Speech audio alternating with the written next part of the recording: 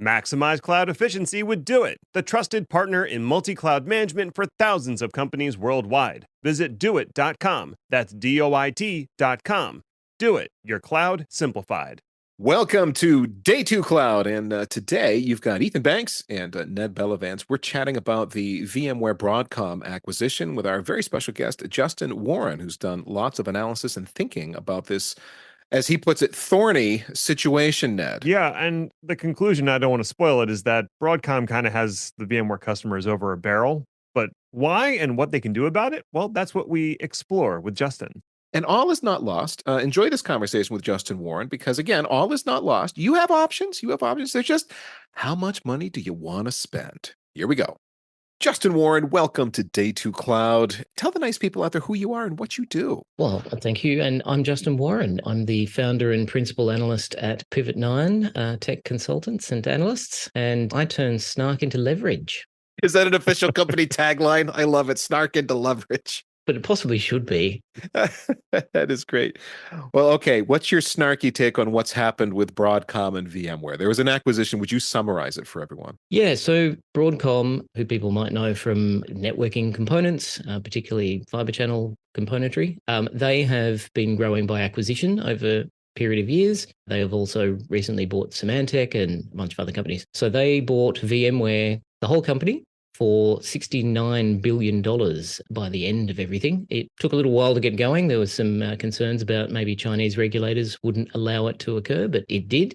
And when the deal closed, $69 billion dues is what happened. And there were a lot of concerns that people had about Broadcom buying VMware based on what they've done to previous companies that they've acquired, their usual playbook. And now we're finding out what the reality is. And that is the first question, based on what we know of previous Broadcom acquisitions. Computer Associates CA, yet another one of those in that fold. What can we assume about this acquisition, considering past Broadcom acquisition behavior? The whole point of doing this is to make more money for Broadcom. So that will be both revenues and profits. Generally, the playbook is that they will cut out things that aren't performing very well. The stuff that's not making enough money will either get sold off or just killed. And generally, Broadcom starts to squeeze the customers that it likes, which is the high-end enterprise, squeeze them for more money. The theory is that they're delivering sufficient value to those companies that it's worth paying for.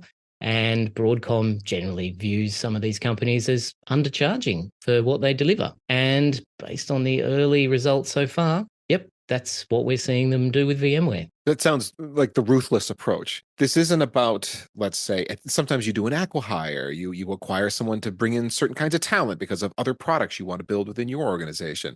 This isn't that. This is purely about cash flow and economics. Well, welcome to capitalism. That's generally the theory of how all of this stuff is supposed to work. Also, the idea of like the acqui-hire and stuff, that tends to happen with really small companies where you're actually just paying for the people that are there. The company itself and what they're selling and customers and stuff isn't actually worth very much.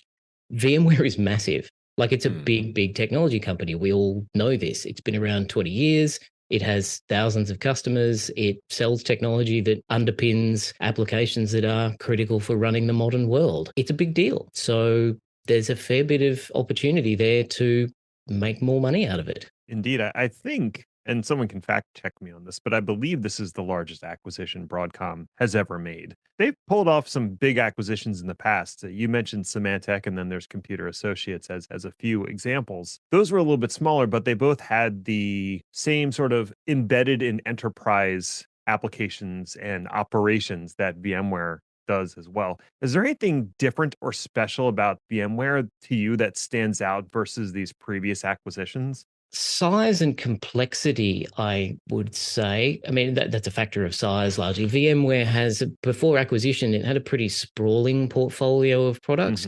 There were some sort of anchor ones, but there was a whole bunch of stuff that it did as well. And it had bought some other companies like Carbon Black. It had end user computing things. It started off in server virtualization and then expanded from there and got into networking, which was VMware acquiring then Nicira, which turned into NSX. They built their own storage system with vSAN. So they kind of touch a lot of different parts of the stack. They got into cloud, or tried to on multiple occasions, and have a whole bunch of bits and pieces that kind of make VMware run a bit like a cloud. And they've also gotten into Kubernetes more recently. So they have Tanzu, and they again bought a bunch of other companies. Hestio, I think, was the name of one of the Kubernetes companies that they purchased. Heptio. Yeah. VMware itself grew by acquisition. So Mhm. growing by acquisition has now acquired a bunch of acquisitions through the process. It's a complicated portfolio in ways that the other ones sort of weren't, partly because some of that consolidation had already happened from those other companies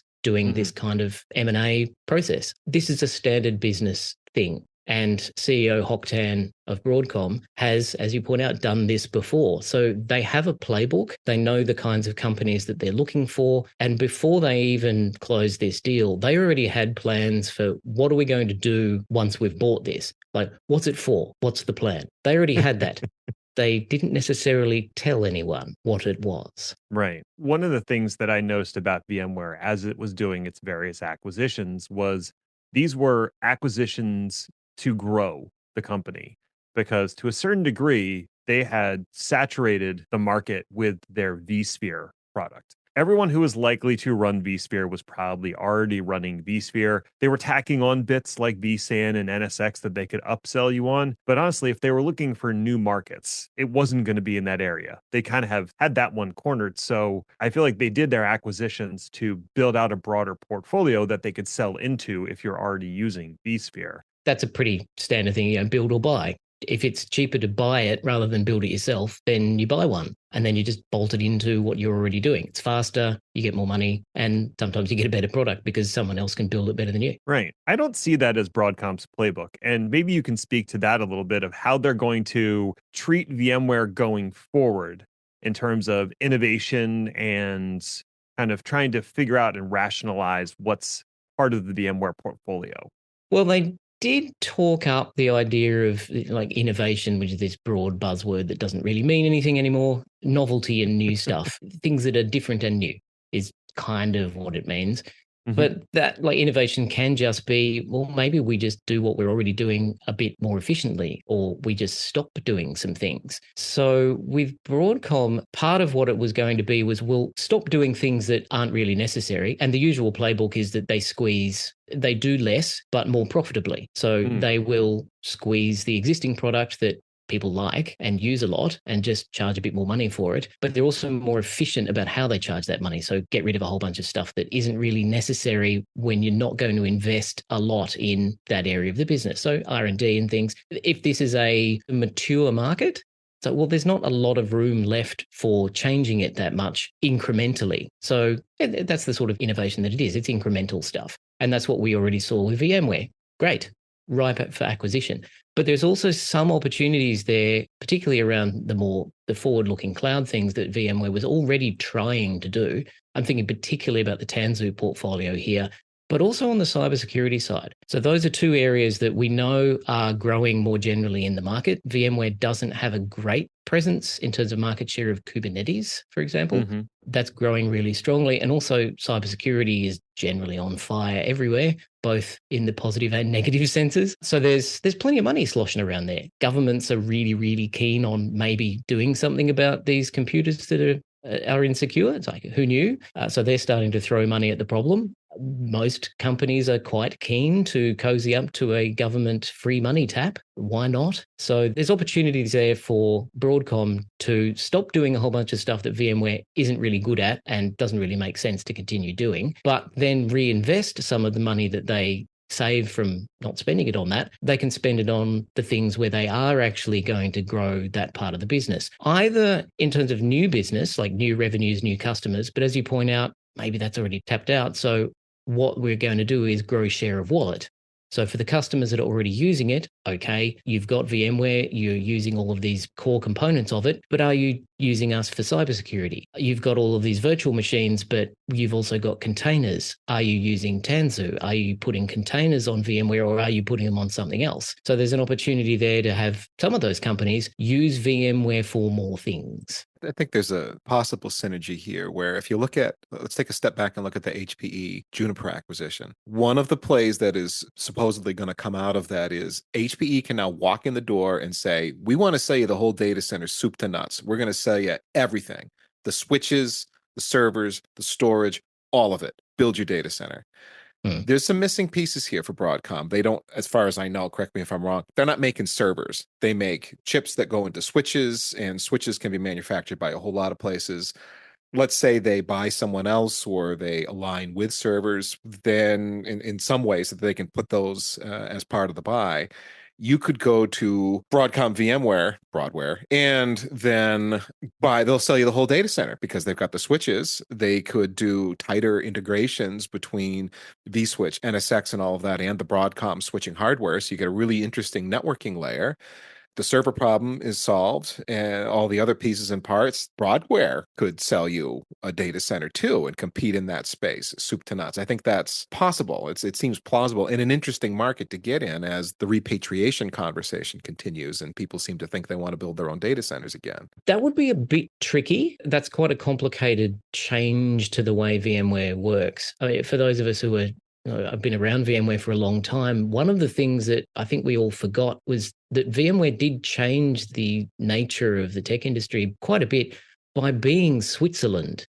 It was a kind of neutral meeting place where all of the server vendors and switch vendors and particularly storage vendors, I did a lot of storage work back in the day, people have forgotten, I think, just how big a deal having a common interface to all the storage arrays was with VMware. Like before then, it was a nightmare. Everything was different. Proprietary drivers were involved. It was quite weird. VMware has for a long time, even post-acquisition by EMC, it maintained a kind of neutral stance towards all of the different vendors. So there is a lot of an install base in very large enterprises where they've already made a choice of switch, or they've made a choice of particularly server hardware.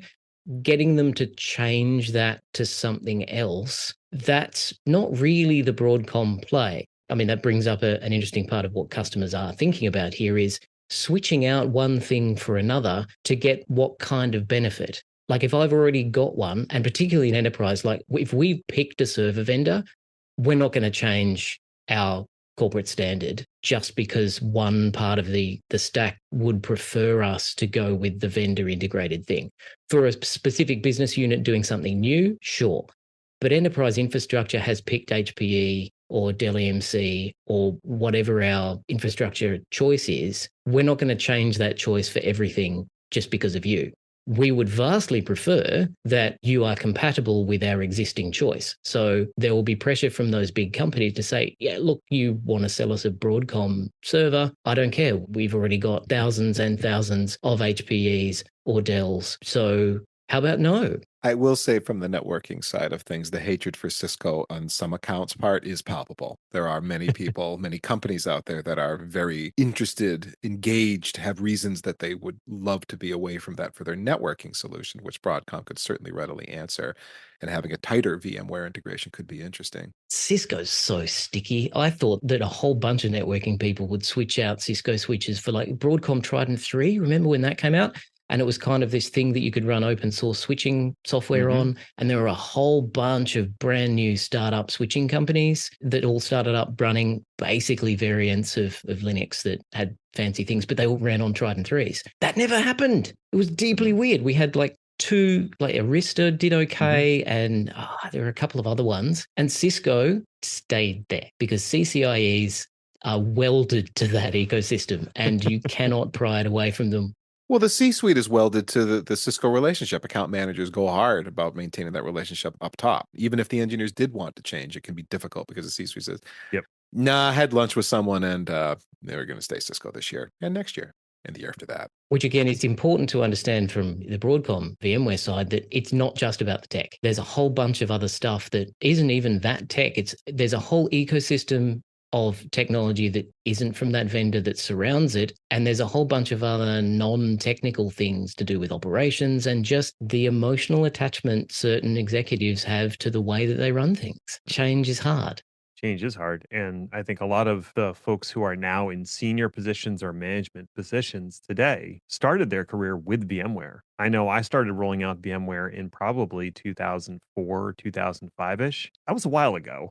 And if I'd stayed on the standard corporate track, I would definitely be in some upper management position right now. And I would have very fuzzy feelings about VMware. I would be, like you said, emotionally attached to it. whether that's valid or not. And so that would inform my decision making process. Of course, Broadcom has made some recent changes that might sour that feeling, depending on where I am and the size of my company. I know one of the things that they've done is sort of eviscerate the channel partner program. Have you been following that, Justin? Oh, yes. I was expecting there to be cuts. I wasn't expecting this kind of aggressive culling of essentially a large part of the traditional market for VMware. I have difficulty interpreting this as anything other than go away. That VMware wants all of these customers to go away. I was expecting that would happen, but it would be a bit more subtle, where it'd be slight pricing changes, or it'd just be less convenient, and there'd be kind of a natural attrition because you're making money from them. Assuming that the costs are reasonable, then it's like, well, why would you say no to all this money? But they've kind of aggressively said, yeah, no, we're not going to do that anymore. It's bold. So they're basically asking all of the channel partners to reapply, completely killing off, as far as I can tell, the VMware Cloud partners. I'm not even sure if they're having any VMware Cloud partners come back. If they do, it's probably only going to be one or two. That's a smaller bit of the market anyway, because a lot of the SMBs don't really run the full cloud suite. But it is all evidence that points to Broadcom wanting the top 2,000 global customers and not much else. I think very recently we heard that the cloud provider program is being reinstated under Broadcom. But like you said, it's really focused on a smaller number of folks being part of the program. And also, it is laser focused on selling VMware Cloud Foundation. That's the SKU they want to sell, and they don't want the SKU bloat that was happening pre acquisition. I agree that there were way too many SKUs. There were too many products. This happens in large companies. You get product sprawl after a while. Killing things is hard. You do need to be a bit ruthless about it. These are not pets or children. They're just computer programs. A lot of that was a distraction in VMware. I guess new management, new leadership can take a fresh look at it and decide, yeah, I don't care that that's the thing that one particular GM is welded to, and that's their baby and they enjoy it a lot, and they don't really have a purpose within the company unless this division exists. It's like, well, I don't care because I'm new. Maybe you're fired today. Welcome to capitalism. So a lot of that does actually make sense to get rid of, particularly then to give in a regular company that I would enjoy would be, well, stop doing things you're bad at and spend more of that money on things you're good at and get better at it. Great. Sounds awesome. But in this case, the thing that Broadcom is really good at is squeezing money out of very large enterprises. And it's going to do that a lot more and get better at it. The downside is that if you're an existing customer in SMB, commercial, anything less than global enterprise scale, you've probably got a lot of quite important things running on VMware. And now you've been made to feel deeply unwelcome. How are you going to deal with that? What are you going to do? This is not a trivial thing. This is infrastructure. Switching out VMware to something else is quite tricky. It's why Broadcom can get away with this with the large enterprises, because they are so deeply welded to this. It's embedded into an ecosystem of other components. You've got backup, you've got operational monitoring, you've got a whole bunch of investment in training and expertise. You can't switch that out overnight. That's a big and risky project to do. But if you're a smaller organization that isn't using the full stack, which is incidentally why VMware wants to do that, like it'll sell VMware Cloud Foundation because the big enterprises are more likely to use all the components. But if you're a mid-sized company, you don't need half of it. So you were quite happy to just pick and choose a few bits. Broadcom doesn't want you to pick and choose a few bits. It wants to sell you a full integrated package with big margins. And if that's not for you, but you've already got a lot of this product in your infrastructure, you're probably going to have to change it or find a way to pony up the really large dough that Broadcom is starting to ask. I've had reports from some of my sources of renewal quotations of 2 to 3 times what they were paying before, some substantially more, like going from low 5 figures into 6 figures on the renewal. I know that one of the things Broadcom did was get rid of perpetual licensing for VMware. So that was the model where I bought the licensing for my cores once, and then I'd have to buy service and support on a 3 to 5 year timeline. So I'd renew every few years the SNS. But the actual license itself, that was perpetual. And if I ever wanted to stop paying SNS, I wouldn't get updates, but I could just keep running the software license. And Yep. Broadcom is moving to a services model where you don't buy the license, you rent it, and you pay an annual fee to rent it. And so any of these agreements that are coming up, they're just saying, nope, you can't buy SNS anymore. If you want to have licensed ESX products, you're going to have to move over to our new licensing model. And it sounds like it's a little more expensive. Just a bit. I was like, well, what are you going to do? You're going to move out? VMware owns your house. They're a landlord and they have decided to increase the rent. So your choices are pay it or get out. Mm-hmm. This is unusual, I think. I mean, generally, when you're building, like when you're picking a vendor and you're doing a partnership with them, you do have certain expectations of what the future behavior of a company will be. I guess this is a reminder that sometimes that can change really quite dramatically if someone else buys them and changes things. But in terms of, I don't want to over-egg that, this is still a fairly rare situation. Like most vendors don't tend to treat their customers this way. They don't change their mind overnight and suddenly decide that they don't want half the market. Or if they do and they say, well, we don't want this customer segment, we don't want this product line, they'll sell it to somebody else and then they'll just manage that. And VMware's doing a bit of that. So, they're getting rid of Carbon Black, they're getting rid of some of the end user computing things. So people who have VMware end user computing like Horizon, they'll have a new landlord who presumably still wants to rent them the house and charge them money. So you don't have to move out. Whereas for all of this other stuff, it's a much harder choice. Do you know if Broadcom had to leverage heavily to complete the deal, or did they have a lot of cash on hand to make this purchase outright? I do not. That's a really good question. And I'm kicking myself that I don't have that information at my fingertips. You see my logic. The way they drive cash flow out of the VMware acquisition could be driven in part by how much they had to borrow to pull it off and how quickly they want to pay that back, because a million reasons why that would be important to them potentially. If I remember correctly, the early presentations when Hock Tan initially announced this for investors showed that they were planning to double the profit of VMware over the next couple of years from, I think it was a 4 billion to an 8 billion number. And a lot of that had to do with paying back lenders, I believe. Someone can fact check me on that. But in terms of very aggressively seeking cutting costs and squeezing higher value customers, that was very clear from the presentation right away. And this is one of those situations where it's like that old tale of the fox who gives a viper or something a swim across a river, and halfway through the river, the snake bites the fox. And he's like, why did you do that? And he's like, well, what did you expect? So the scorpion and the frog, yes. It's like, why'd you do that? It's in my nature. Welcome to capitalism. This is what companies do. This is what companies are for. We've kind of been saying right along here that customers don't have a choice. It's VMware, you're living in their house. What are you going to do? Pay up or get out? And getting out's too hard, so you're going to pay up. Is it as simple as that, Justin? There are other action items, other paths that VMware customers could consider. Well, there's always choices. It's just some of them are more attractive or less attractive than others. Your choices are constrained because you have built a business on someone else's platform.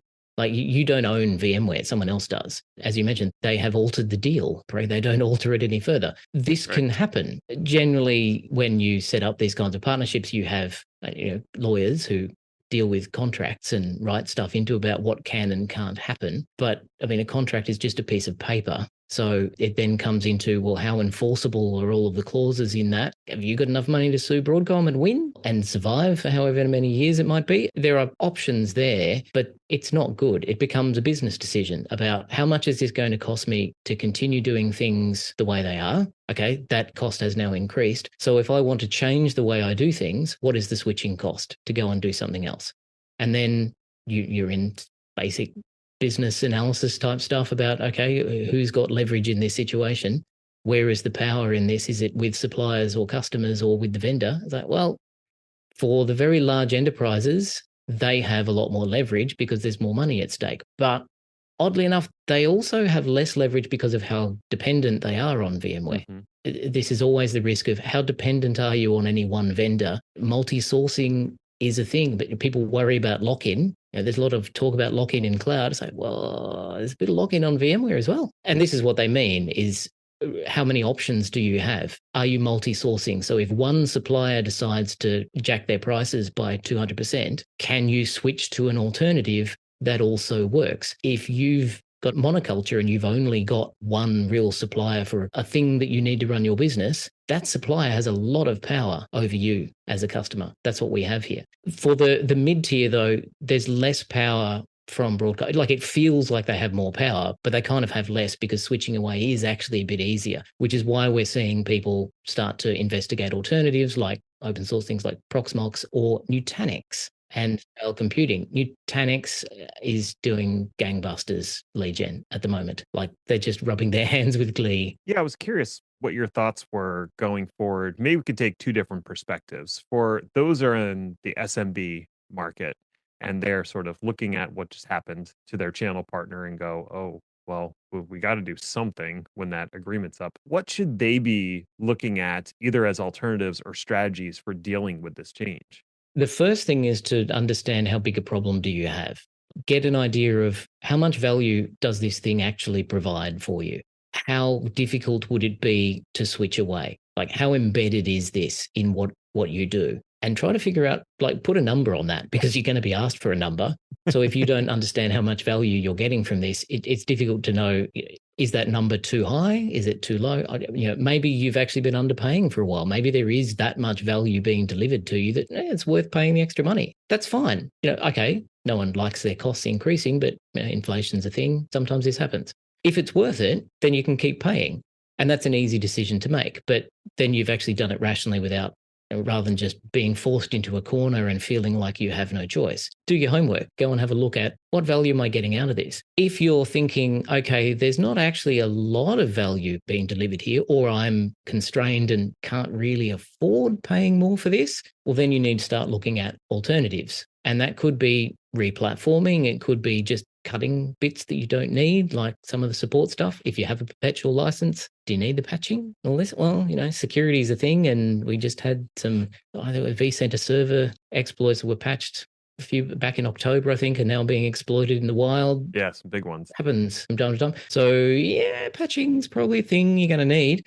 Have a real look at, what do we need if we were to switch away? And then you can have a look at, what are the viable alternatives to switch away to? And there are some. Like Nutanix is a potential, particularly in SMB. There's also companies like Scale Computing. There's solutions like Proxmox. There's other alternatives, some customers a little bit more on the bleeding and bold edge, who are looking at things like Kubernetes and KubeVirt. So basically running virtual machines within Kubernetes, which is kind of weird, and it's a strange kind of inversion of how stuff should work in my mind. But if you're doing lots of container work and you've only got a few VMs, maybe that makes sense. Yeah. Look into what that is, and look, some of these other vendors will be more than happy to take your phone call. Do you think this will fuel any kind of public cloud growth? Because one of the other off ramps is, well, let's just pick it all up and throw it in AWS or Azure. Yes, but that's kind of lift and shift. Like, you thinking that that's going to save you money? Yeah, probably not. Just running a VMware workload, but in the cloud, is expensive. You're paying spot prices for a fixed workload. And the cloud stuff, the things that will run on site, like Outposts. Outposts, yeah. And Azure Stack Hub. Azure Stack, Google has Anthos. Anthos, that's right. Mm-hmm. They're not quite the same as VMware. You're just doing a lift and shift is tricky, as I mentioned before, depending on how embedded it is into your ecosystem. So a thing that came up just yesterday is backups.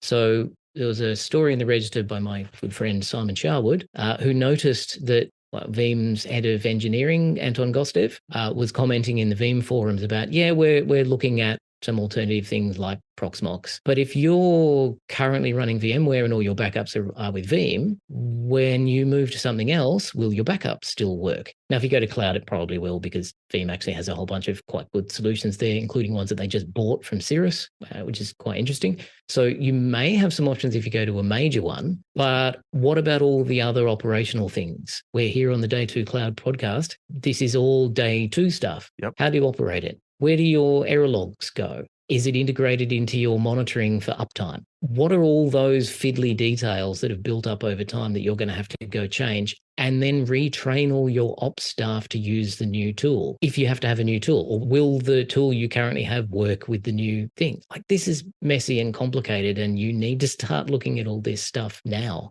That's a good definition of technical debt. Fiddly details that have built up over time. Yeah.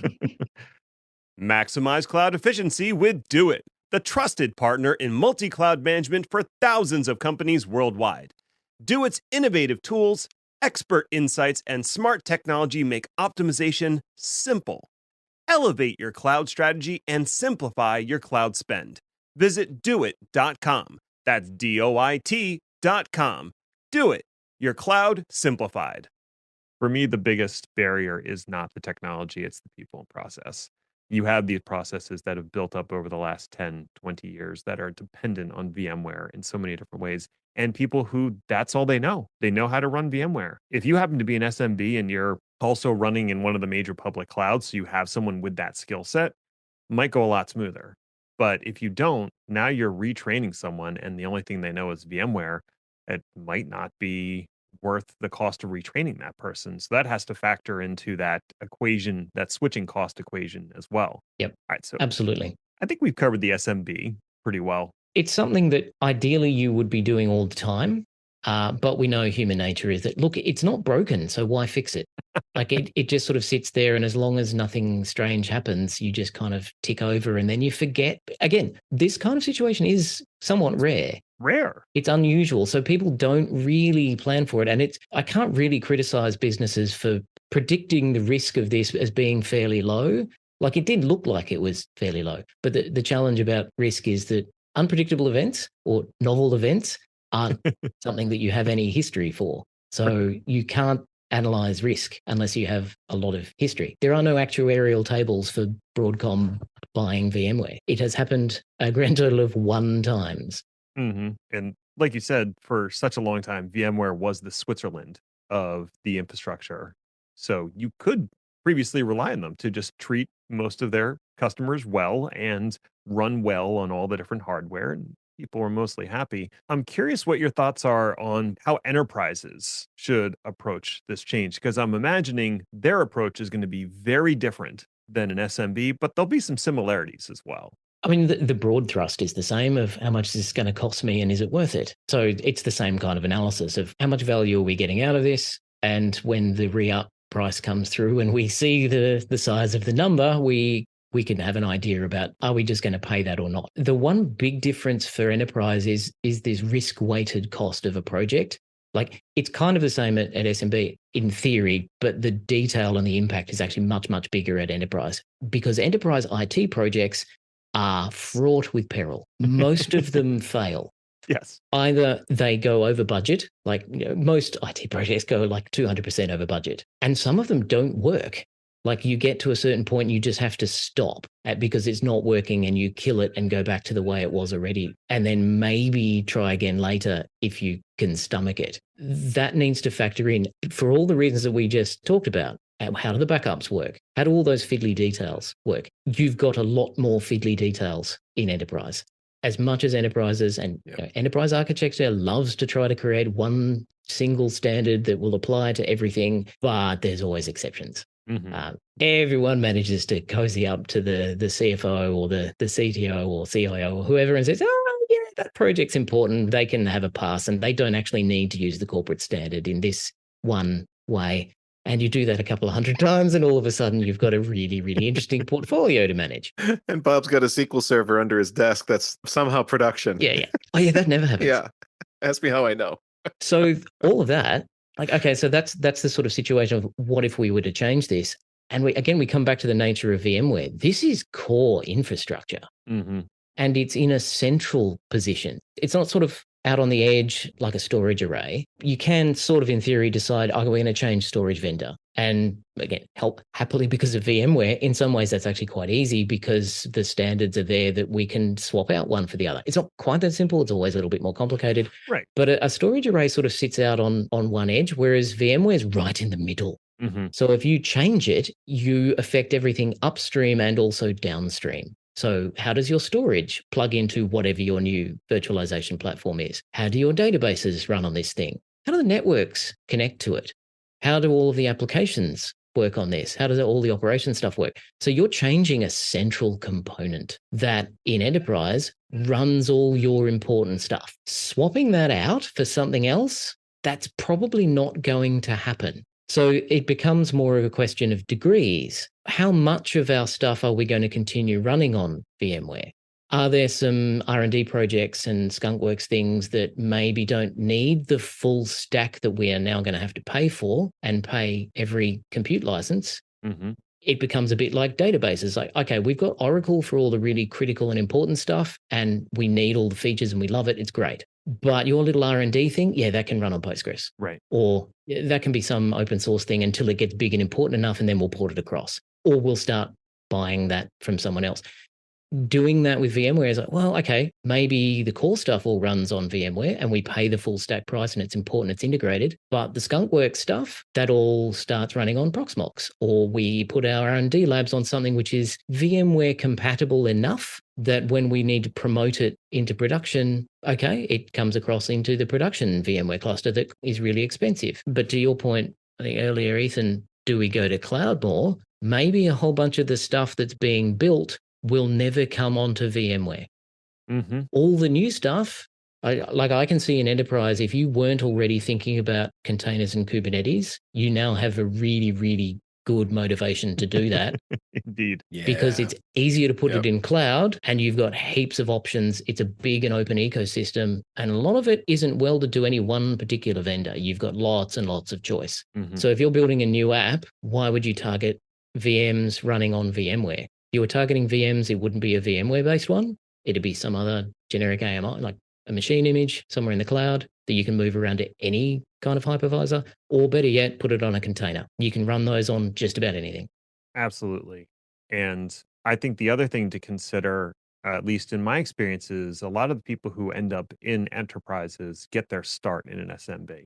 I mean, I came up through that ranks and learned VMware at the SMB and didn't bring it with me to larger enterprise jobs, but certainly brought the flair for it. And when I arrived at those larger shops, pushed the adoption of VMware. If we think about the pipeline over the next 5 to 10 years, if SMBs abandon VMware in favor of something else, that's eventually going to have an impact on the enterprise side as those people get promoted and move up into those positions at a larger organization. This has been the risk for VMware for a while, is that it becomes this heritage technology like all the other heritage technologies that we've had before, like mainframes and AS400s. That's why they were keen on investing in things like Tanzu, trying to invite developers, and they've worked really hard at it with mixed success, trying to get developers to write new apps that target VMware flavored Kubernetes. It's not going that well. Like that's the area that if you're going to invest in innovation, in R&D, that's one of the big areas, along with cybersecurity. Those are the two things that you want to be able to have to keep people building new stuff that targets the platform. Because if you don't succeed at that, everything new will go somewhere else. So you now just have a heritage thing that stays on and runs important things in the same way that mainframes do. And they stick around for a long time. And IBM makes a lot of money just renting Z series to people. And they create new mainframes and it's a new version of it and it does a few new things. But all the new stuff is all running on OpenShift. It's all Red Hat. It's not the old school IBM stuff that people have grown up with. That's where I see VMware going with this current trajectory. Mm-hmm. It's very early days, so maybe they will be able to reinvest and attract new workloads and stuff, particularly the mid-market. Maybe that'll target that. But there are a lot of SMB companies. Like just in sheer numbers, there are heaps more of them. There's only 2,000 in the global 2,000. There are a lot more companies than that. So there are far more opportunities for something like, particularly like the next big new thing won't run on VMware. Maybe we already have that with a whole bunch of cloud native type things, things that are born in the cloud. They run as software as a service apps. Who cares what the infrastructure is underneath it? It might be VMware, might not. Who cares? So if a new one is that, and if enterprises start getting used to the idea of targeting this new platform in the same way that they needed to get used to targeting VMware instead of bare metal systems. I remember when software vendors wouldn't certify their app to run on VMware because it was virtual and it was new and weird, and no, we don't trust that. Maybe now it's okay, we run on VMware, but we haven't certified our app to run on containers. Well, that's going to change.